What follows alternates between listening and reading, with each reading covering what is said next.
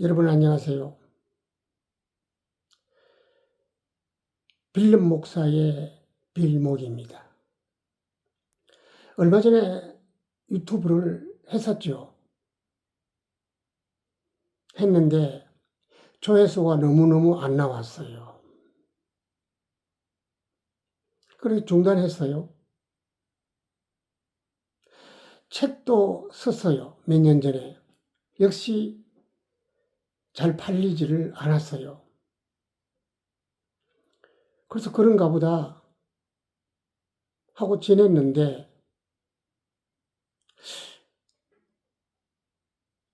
뜬금없이 윤석열이가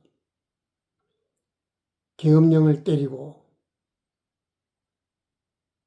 여기에 MZ세대라고 말하는 그 젊은 사람들이 추운 데 나가서 맞서고 고생하는 것을 보고 이거 아닌데?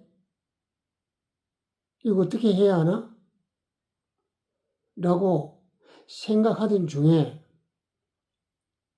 며칠 전에 소위 친일 목사들이 윤석열은 예수다. 메시아다. 그리고 계엄 따위는 한 번 더 하면 되지 이런 얘기를 공개적으로 하는 걸 듣고는 이거 안 되겠다. 뭐라도 해야 되겠다. 해서 방송을 다시 하게 된 겁니다. 오늘 방송의 제목은 윤석열은 사탄의 자식이다 입니다. 이것은 윤석열이라는 인간 자체를 미워해서 감정적으로 말하는 게 아닙니다. 나는 그렇게 말하지 않습니다. 성경에 근거가 있고 성경에서 말씀하는 대로 전할 뿐입니다. 덧붙여 말한다면 나는 소위 좌파 목사 아닙니다. 우파도 아닙니다. 예수님의 가르침에는 좌파도 우파도 없습니다.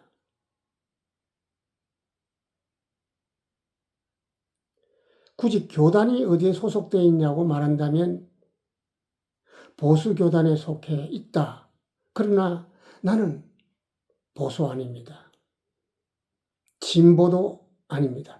그렇게 이데올로기로 편을 가르는 것을 아주 싫어합니다. 질색합니다. 윤석열은 명확히 사탄의 자식이 맞습니다. 왜 그러냐? 예수님께서 그렇게 말씀하셨는데 좀 이따가 성경을 여러분에게 들려드리겠습니다. 그 윤석열을 이 시대 예수다라고 말하는 그 목사들은 이게 미친 거 아니냐? 물론 이 뇌가 정상적인 사람이 그렇게 말할 수는 없지요. 그렇게 말하진 않죠. 미친 것도 아닌 다음에야. 그런데 이미 사탄의 영을 받은 사람들은 그 정상적인 사고가 안 됩니다. 그게 사탄의 영을 받는 사람들의 특징이기도 하죠.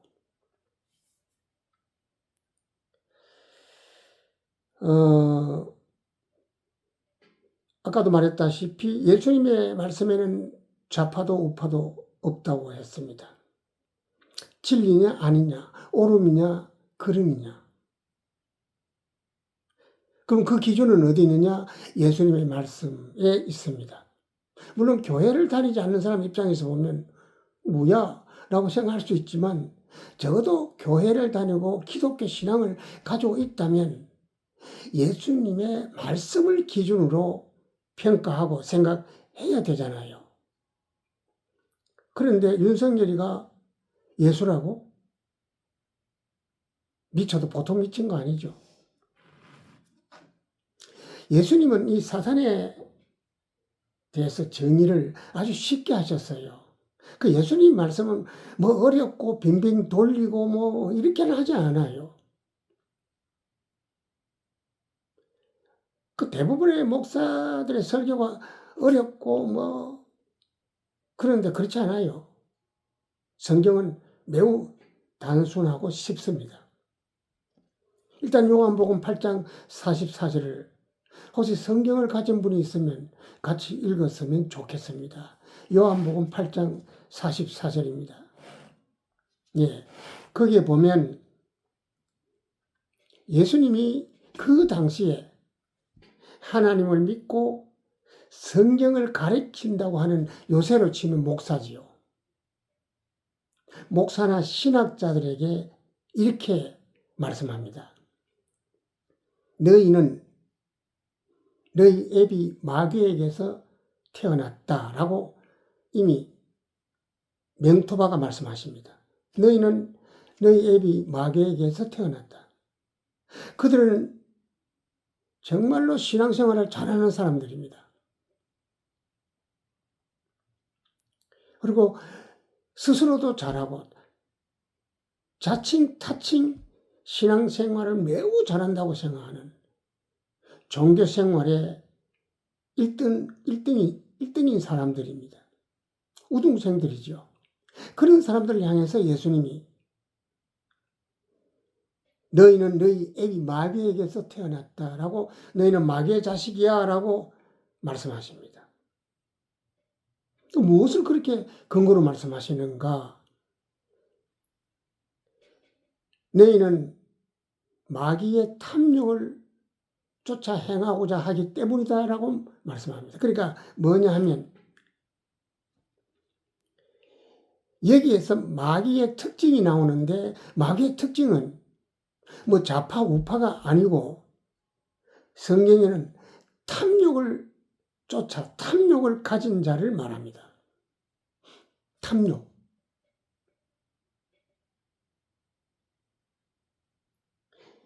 이 탐욕은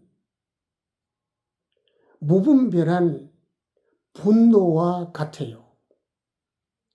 그래서 이 탐욕은 치명적인 독이 있습니다. 그 탐욕을 채우기 위해서 수단과 방법을 안 가리지요.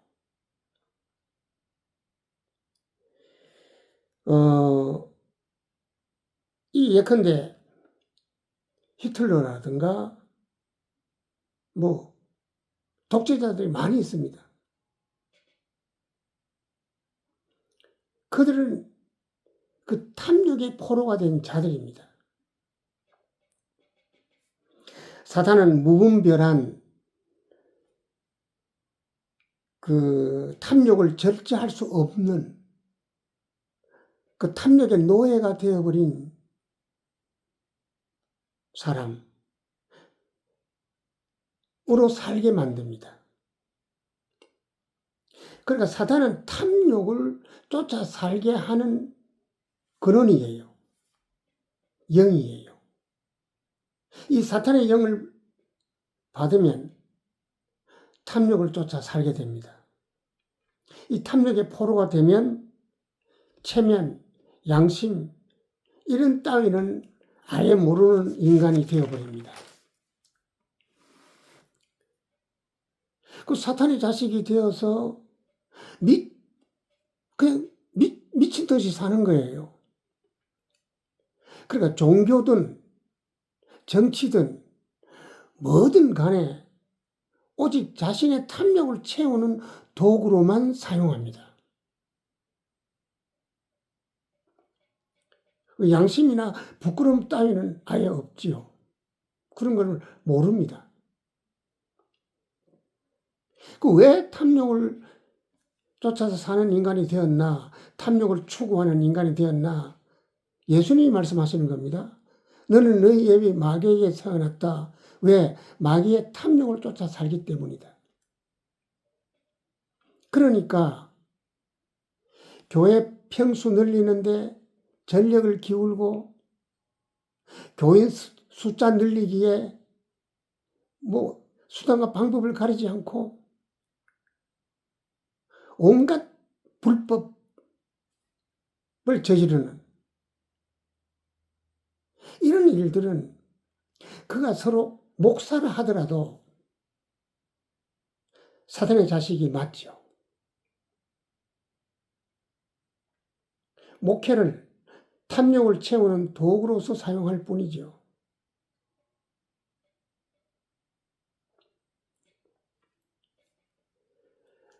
그러니까 너희는 너희 입이 마귀에서 났는데 마귀의 탐욕을 쫓아 산다. 이 윤석열은 그냥 존재 자체가 탐욕이에요.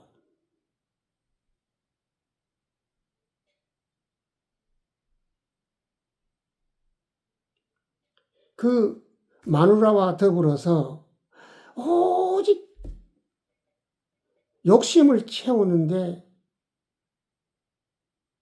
그 존재 이유가 거기 있어요. 그냥 거짓말하고 법 어기고 권력을 남용하고 이걸 제대로 지적하면 상대방을 밟고 모함하고 감옥 보내고 온갖 짓을 다 합니다. 여기 뭐가 있죠? 탐욕입니다. 그러니까 정의로운 검사 이거 없습니다. 정의 따위가 있을 수가 없죠.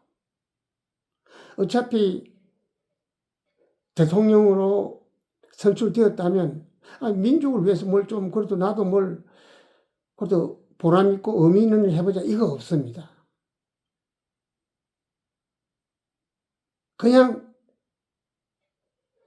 머릿속에 들어있는 게 오직 탐욕이에요. 그냥 탐욕의 덩어리입니다.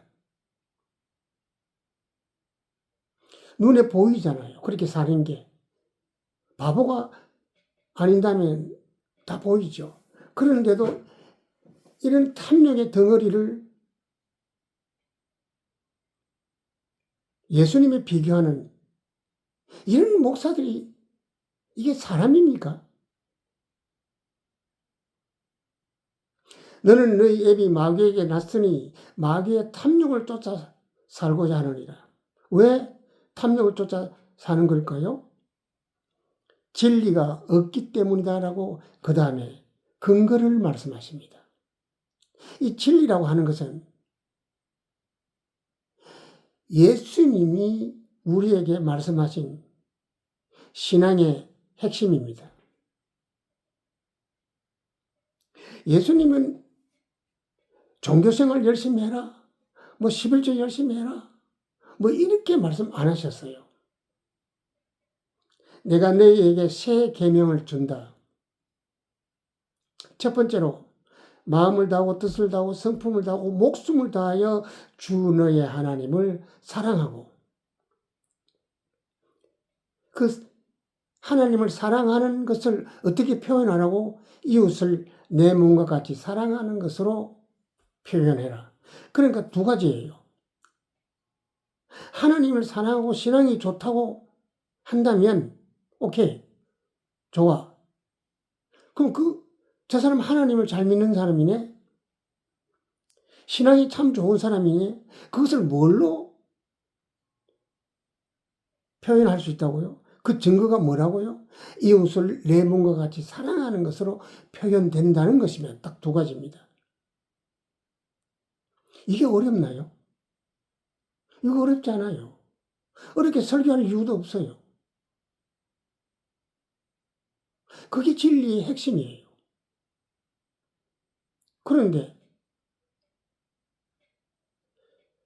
윤석열이 이웃을 위해서 살았나요? 가난한 이웃을 위해서 뭘 이렇게 선한 마음을 가지고 뭘 한 게 있나요? 그 부부가. 정강훈이 그렇게 살았나요? 특별히 그런 사람들은 이웃 사랑이라든가 이웃을 예수님의 가르침과는 정반대입니다. 그 뿌리가 있습니다.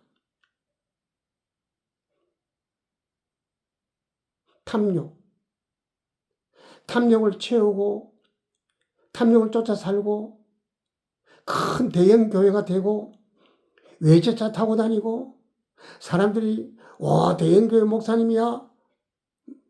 이런 말을 듣기 좋아하지요. 그게 목표입니다. 여기 어디에 절제하라, 겸손하라, 이웃을 내 몸과 사랑하라는 그들의 실천이 내용이 있습니까? 없습니다.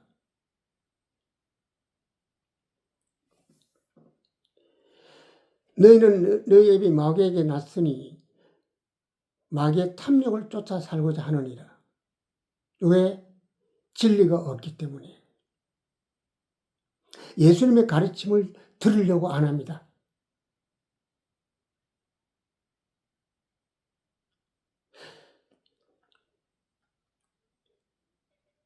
예수님의 가르침은 이웃을 내 몸과 같이 사랑하라고 말씀하셨고, 그 다음에 그 당시에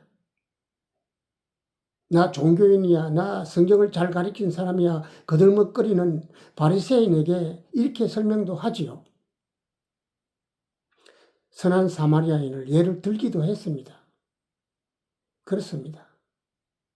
그것이 예수님의 가르침입니다. 그것이 기독교 신앙을 가진 자의 존재 의미이기도 합니다.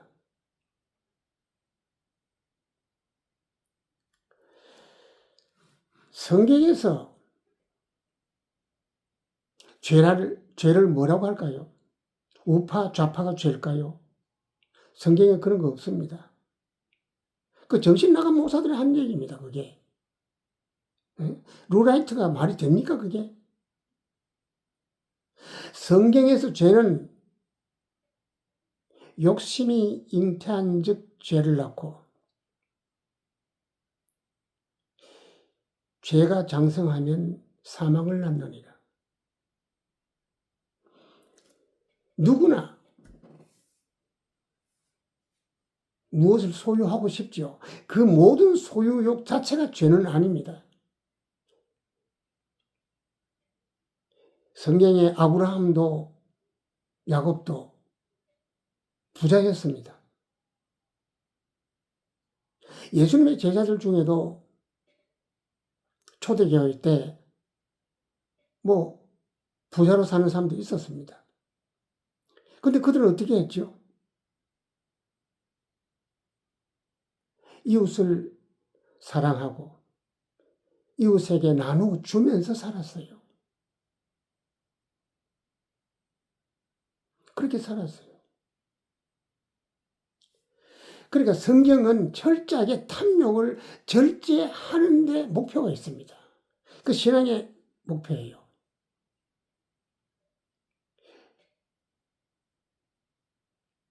그 윤석열이처럼 그 거짓된 목사들처럼 살면 안 된다는 겁니다. 그렇게 살면. 그건 사탄의 영을 받은 자들이 그렇게 산다는 겁니다. 그게.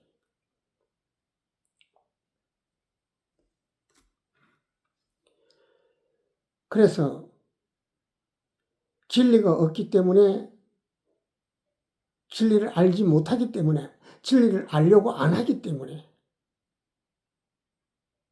그렇게 산다.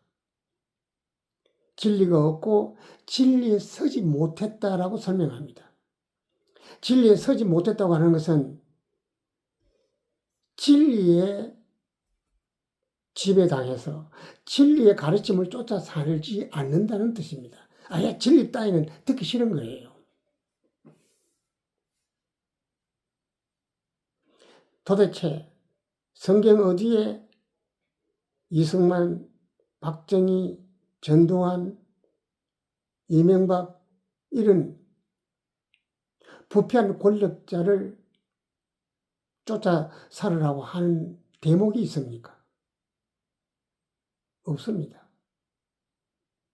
그런데 그 탐욕을 쫓아 사는 사탄의 영을 받으면 존재 자체가 사는 목표가 그거예요. 목사건 장로건 상관없이 그렇게 살게 돼요. 그러니까 한통속이 됩니다. 탐욕이라는 거대한 그 구덩이 속에 함께 들어가서 탐욕을 쫓아 살게 됩니다.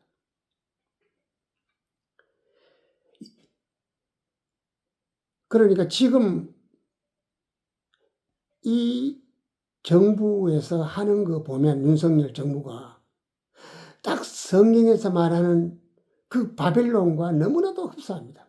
일단 요한복음 8장 44절을 정리하면 너는 너희 애비 마귀에게서 났다. 왜 마귀의 탐욕을 쫓아 살고자 하느니라. 왜 그렇지? 진리가 없고 진리에 서지 못했다고 하는 것이 예수님의 가르침입니다. 그리고 성경의 죄는 뭐지? 욕심이 자라서 탐욕이 되면 그것이 죽은 자다. 사망에 이르느니라 라고 말씀하십니다. 그들은 살았다고 하나 실상은 죽은 자와 같습니다.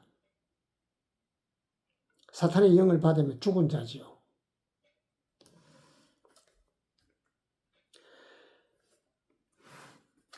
마지막으로 바벨론은 귀신의 처소입니다. 귀신들이 우글거리는 귀신들의 처소지요. 그것이 계시록 18장에 있습니다. 이 일 후에 다른 천사가 하늘에서 내려오는데 큰 권세를 가졌더라. 뭐 이렇게 시작돼요. 그 다음에 보면 2절에 보면 18장 2절에 힘센 음성으로 외쳐 가로되 무너졌도다 무너졌도다. 큰 성 바벨론이 귀신의 처소와 각종 더러운 영이 모이는 곳이 되었다. 더럽고 가증한 그런 모인 곳이 되었다라고 설명합니다. 그러니까 바벨론이 타락했어요. 그래서 지금 어떠냐? 온갖 무슨 건진법사, 무슨 점쟁이, 무당, 목사 끝들이 모여서 더러운 영들이 모여서 온갖 더러운 짓을 합니다. 그것이 바벨론이에요. 용사는 바벨론의 처소입니다. 도무지 어떻게 아무리 목사가 그래도 가오가 있지. 그 묵속들과 같이 그 탐례가 포로가 되어도 정도가 돼야 되지. 무속인들과 같이 그렇게 추구합니까? 그러니까 다시 계시록 18장에 보면 이것은 땅의 임금 윤석열을 말하는 겁니다. 윤석열. 18장 7절입니다. 그가 어떻게 자기를 영화롭게 하였으며 사치하였든지 그만큼 고통과 애통으로 갚아주라. 이렇습니다. 그와 함께 음행하고 9절에 사치하던 땅의 왕들이 결국은 심판을 받는다는 내용입니다. 그러니까 여기서는 온갖 더러운 귀신들, 점쟁이, 무슨 법사, 무당, 오죽하면 무슨 장군이 점집을 다 차려놓고 해요. 그러니까 온갖 더러운 영의 집합소가 되었어요. 이 땅의 임금이라고 일컫는 이 땅의 임금은 그 땅을 지배하는 권력자, 즉 윤석열입니다. 이들이 함께 어우러져서 성경에 있는 대로 자기를 영화롭게 하고 사치했다라고 성경은 기록하고 있고 반드시 심판받는다라고 기록하고 있습니다.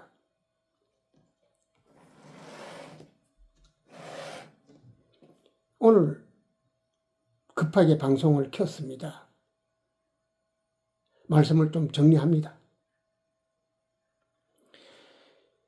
이승만은 교회 장로였지요. 이명박도 장로입니다. 이들의 특징이 뭐예요? 그냥 탐욕이에요. 그들을 지지하는 목사들의 특징이 뭐지요? 수단과 방법을 가지고 교인 수를 늘리고 그리고 자식에게 세습하고 이런 짓들을 하는 자들이 그들을 또 서로 숭배하고 선망하고 편들고 같은 패거리가 되어서 그렇게 살아갑니다. 그 더러운 영들의 처소지요, 이게. 윤석열의 특징, 다시 말씀드리면 닥치고 탐욕이에요. 그 수단과 방법을 가리지 않습니다. 그러니까 더 가지고 더 가지는 게 끝도 없습니다. 그래서 그 지옥이에요, 그거. 지옥입니다. 탐욕의 수렁에 빠지면 그 사탄의 영을 받으면 못 헤어납니다. 끊임없이 더 가지려고 해요.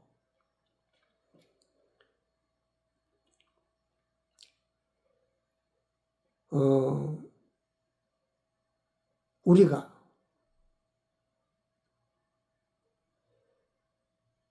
이 악한 영들이 권력을 가지고 이 세상을 지배하는 것 같지만 결국 그들은 심판을 받고 망한다는 것이 성경의 기록입니다.